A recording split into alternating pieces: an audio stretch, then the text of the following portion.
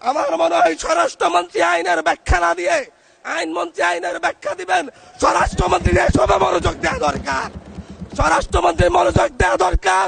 সারা দেশে কোথায় কোথায় সন্ত্রাসীরা রয়েছে সেই সকল সন্ত্রাসীদের তালিকা করে তাদেরকে বিচারের ব্যবস্থা করা দরকার। আমি আজকে স্বরাষ্ট্রমন্ত্রী আছেন, মাননীয় প্রধানমন্ত্রী আছেন, আমি এখানে প্রশ্ন করি, আমি কি রক্ত ঝরিয়েছি? আমরা রক্ত ঝরিয়েছি বলে আপনারা আজকে সংসদে প্রধানমন্ত্রী স্বরাষ্ট্রমন্ত্রী হয়েছেন?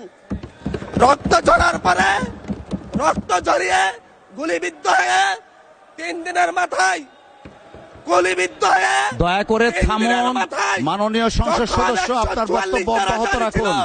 144 ধারার মধ্যে আবার নিজে গুলিবিদ্ধ পা নিয়ে বের হয়ে গিয়ে সংবাদ সম্মেলন করে বলেছি আবার রাস্তায় নামুন, আজকে প্রতিহত হতে হবে। আমরা বলেছি নতুন বাংলাদেশ দিব। আমরা নতুন বাংলাদেশ আবার প্রতারণার রাজনীতি দেখতে চাই না, প্রবঞ্চনার রাজনীতি দেখতে চাই না। যেই গণভোটের পক্ষে আমাদের মাননীয় প্রধানমন্ত্রী প্রচারণা চালিয়েছেন, যে আদেশের পক্ষে মাননীয় সরকার দলীয় সংসদ সদস্যরা প্রচারণা চালিয়েছেন, আজকে এখানে সেই কারণে এটা নিয়ে আবার দীর্ঘ আলোচনা হতে হবে। আমরা 90-এর গণঅভ্যুত্থানের কথা বলে যাই নাই। 3 জোটের রূপরেখা হয়েছে, বাংলাদেশ গণতান্ত্রিক ভাবে উত্তীর্ণ হবে কথা দেওয়া হয়েছিল, কিন্তু 94 সালের মাগুরার নির্বাচন কারা আয়োজন করেছিল? কারা 94 সালে মাগুরার নির্বাচন আয়োজন করেছিল? আজকে আবার এই সংসদে দাঁড়িয়ে আবার এমন একটা ব্যবস্থা নিয়ে যাচ্ছেন, আরেকবার যে মাগুরার নির্বাচন আয়োজন করবেন না, এর নিশ্চয় দেখা দিবে, এর নিশ্চয় দেখা দিবে। আমি আমার সবচাইতে কম বয়সী প্রার্থী হিসাবে নিজের প্রার্থীটা জমা দিয়ে এলাকায় গিয়েছি প্রচারণা করতে। 3বার হামলা শিকার হতে হয়েছে। আমি সংসদ সদস্য হিসাবে এলাকায় গিয়েছি, সেই জায়গায় আমার উপর হামলা করেছে, সরাসরি ভিডিওতে দেখা গিয়েছে। অস্ত্র নিয়ে, দেশীয় অস্ত্র নিয়ে আমাকে কোপাতে আসা হয়েছে। তারা কারা?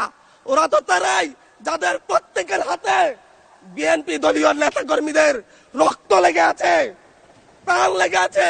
এই বিশ্বাসঘাতকতা মাননীয় স্পিকার, এই রাষ্ট্র আর সইবে না, আপনারাও সইতে পারবেন না। বিশ্বাসঘাতকতার মূল্য এই দেশে আবার দিতে হবে আপনাদেরকে। আপনারা যারা আপনাদের ভাইদের রক্ত জড়িয়েছে, খুন করেছে, খুনের মামলা আছে, তাদেরকে আবার পুনর্বাসিত করে আমাদেরকে খুন করার জন্য লেলিয়ে দিচ্ছেন।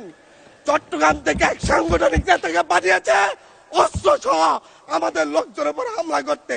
ভোটের দিন সকালবেলা থেকে প্রত্যেকটা ভোট কেন্দ্রে অস্ত্র দিয়ে মহড়া দিয়েছে।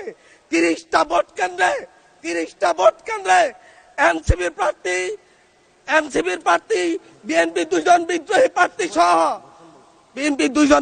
প্রার্থী সহ কারো এজেন্টকে ঢুকতে দেওয়া হয় নাই। এটার জন্য কি আমরা আমাদের রক্ত ঝরিয়েছি? মাননীয় স্পিকার, ইলেকশনের একদিন পরে আমাকে আর 1 মিনিট বাড়িয়ে দিবেন মাননীয় স্পিকার, 1টা মিনিট। মাননীয় স্পিকার, ইলেকশনের পর দিন এক নারী অভিযোগ করেছেন, এক নিরীহ নারী, ওনাকে ধর্ষণ করা হয়েছে শুধুমাত্র শাপলাগুড়িতে ভোট দেওয়ার কারণে। 1 ঘন্টার মধ্যে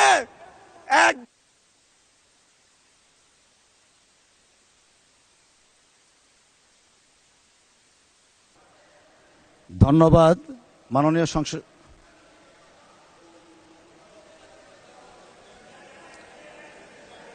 আচ্ছা ঠিক আছে, 1 মিনিটের মধ্যে সংক্ষিপ্ত শেষ করবেন, 1 মিনিট।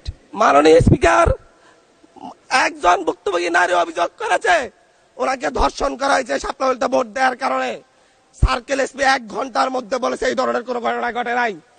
আজকে 42 দিন পার হয়েছে, এখনো ডিএনএ রিপোর্ট আসে নাই। মামলা নিতে 3 দিন দেরি হয়েছে। আর সিভিল সার্জন অফিস তদন্ত কমিটি করে দিয়েছে, তদন্ত কমিটির রিপোর্ট জমা দিয়েছে। ভুক্তভোগী নারী জানে না তার তদন্ত রিপোর্ট কি এসেছে। এই ভয়াবহ পরিবেশ তৈরি কারা করছে?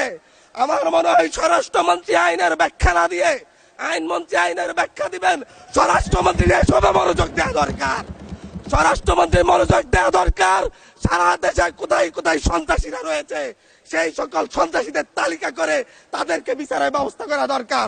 স্বরাষ্ট্রমন্ত্রীর উচিত ধন্যবাদ মাননীয় সদস্য। নেতা কর্মীরা হত্যার শিকার হয়েছে তাদের বিচারের ব্যবস্থা করা দরকার। ধন্যবাদ মাননীয় সদস্য। এই পর্যায়ে আলোচনায় অংশগ্রহণ করবেন নাটোর 4 আসন থেকে নির্বাচিত মাননীয় সংসদ সদস্য জনাব মোহাম্মদ আব্দুল আজিজ। জনাব মোহাম্মদ